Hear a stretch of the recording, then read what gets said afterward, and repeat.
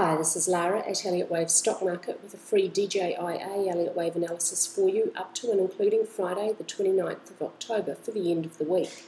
I want to start with a quick look at a historical chart. I'm going to try and explain a couple of ideas why I have this wave count. I have this long rise, which I've labelled the end here, about early 2000, the end of a 5-wave structure. I'm really happy with this label and seeing this is the end of a long 5-wave impulse. Thereafter, we've got a corrective movement down for an A corrective movement up for a B, and this is on a monthly chart. And now we're working on a C wave to the downside of an expanded flat correction. This wave B is a 154% the length of A. For an expanded flat, B must be at least 105%. And wave B usually retraces between 100 and 138%, so it's more than the usual amount, but it's certainly well within allowable limits. The limit for wave B is twice the length of A. Thereafter, we're looking at a C wave to the downside, and that's most likely to be 1.618 the length of A or 2.618 the length of A. 1.618 the length of A is the most common relationship between A and C of an expanded flat. However, 2.618 the length of A is also, it's less common, but it's entirely possible, and it is seen on a fairly regular basis. And I have an example on the hourly chart to show you today to illustrate what I mean. This wave A lasted a Fibonacci 3 years, wave B lasted a Fibonacci 5 years. If wave C lasts a Fibonacci 8 years, it'll take the Dow down to about 2,278 points, about October 2015, somewhere towards the end of 2015. So that's my long-term outlook. I'm going to have a look at a weekly chart, just on a live chart without labels, and just to illustrate why I expect this is an impulse to the downside and this is a correction, even though, as it's been pointed out, you could count it as a 1, 2, 3, 4, 5. So here it is on a live chart. Here's that high, and here's the C with a 1 and a long drawn-out second wave at primary degree. If you took a snapshot of this piece of downwards movement, if you included some of the impulsive actionary movement and not just a small portion of the correction, if you included any of this impulsive actionary movement, you would be able to clearly tell me that the trend is down. That's exactly what you should see for an impulsive wave. However, if you took a snapshot of this piece of movement, with the exception of these 2 X waves and the very start of it, any of this or any of this piece of movement, and you would be hard-pressed to tell me if the trend is definitely up or down, because these bars are so much shorter. It's lacking in volatility. It's got a lot more interlapping red and blue candlesticks, whereas for this impulsive wave to the downside, it's really obvious that the trend is down. Within a 5-wave structure, 1, 2, 3, 4, 5, look at the second and the fourth waves and compare them to their counterpart impulses, 1, 3, and 5, within the same set of waves. And this is a 2 and this is a 1. So comparing this with this looks corrective and this looks impulsive. That's the appropriate way to do that comparison. So we're looking at the start of primary 3 here at this point, and now taking you to a daily chart.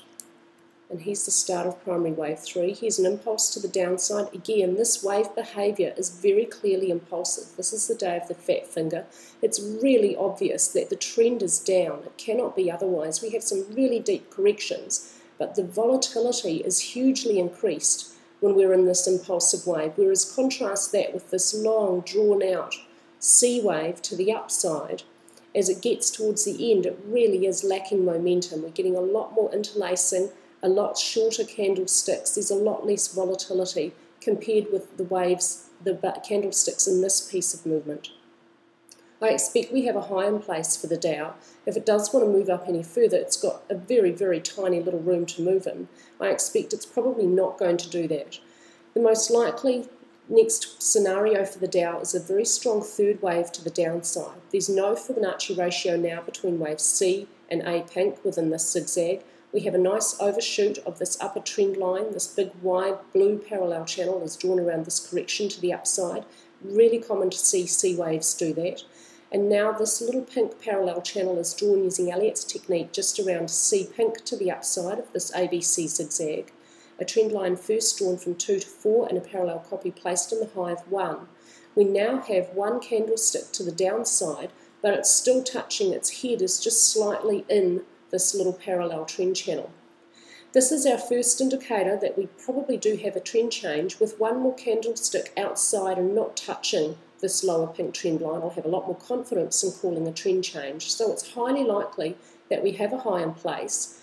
One more day, possibly 2 more days trading, with one more candlestick outside the lower edge of this pink parallel channel, and with this trend channel breach, we can expect that we have a trend change from up to down confirmed by the channel. Taking you now to an hourly chart, where this green 5 would be up here if I put it. This is that high. And we can now see a 5-wave structure to the downside. It's not perfect, it's a little bit messy there, but there are some fabulous Fibonacci ratios within here. We have a 1, 2, 3, 4, 5 waves down for the first wave, ABC zigzag for 2, impulse down for 3, short little 4, and a brief little 5. Within wave 1 green, wave 3 orange is just 16 points longer than equality with wave 1, and wave 5 orange, its short little 5th wave to end it, is just 2.2 points short of 0.236, the length of wave 1. So that's a very close Fibonacci ratio between those two. Within wave 1 orange down, between these purple waves, 1 and 3 are perfectly equal in length, exactly 70 points. Wave 5 has no Fibonacci ratio to either 1 or 3. Within wave 3 orange to the downside, wave 3 purple has no Fibonacci ratio to 1 or 5, but wave 5 purple is just 6 points longer than 0.382, the length of wave 1. Within this zigzag to the upside for the second wave at green degree, wave C orange is just 9 points longer than 0.382, the length of A. Within wave 1 orange to the downside, wave 3 purple is just 8 points longer than 2.618, the length of wave 1, and wave 5 purple just 7 points longer than 0.618, the length of 3. So really good Fibonacci ratios in here. Within the second wave, this is an expanded flat correction, and this is what I mean by the C wave is often 2.618, the length of A. At least that's an exceptionally reasonable, less common, but it's a very reasonable relationship for it. This A is a 3-wave structure, B is a sharp little 3-wave structure, it's a 115% correction of A, and C here is just 2 points short of 2.618, the length of A. So this is the kind of relationship we're expecting to see, but inverted at cycle degree. If we have any further extension to the upside of this C wave to end the second wave, price cannot move above 11,184 because 2 can't move beyond the start of 1. The most likely direction for the Dow to start and open Monday's trading session, to start next week's trading session, is some pretty strong downwards movement for a third wave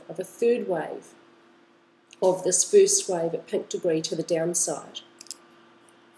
When we have a high in place, finally confirmed with that candlestick that I want to see that's not touching this lower trend line, and then I'm going to finally be much more confident in calling a high.